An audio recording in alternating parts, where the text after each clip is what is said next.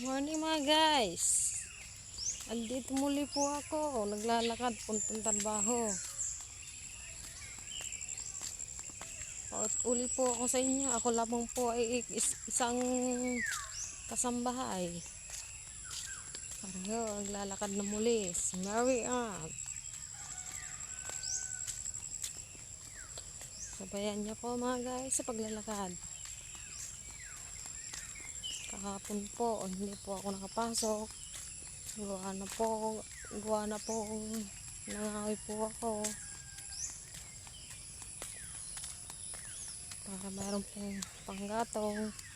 Magtatag-ulan na po. Para mayroon po kami gagamitin kahoy sa pagsasaing.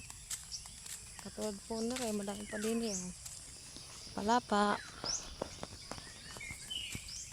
Yan po, ginagamit din po yan sa pagluluto. Yan po, kahoy, palapa.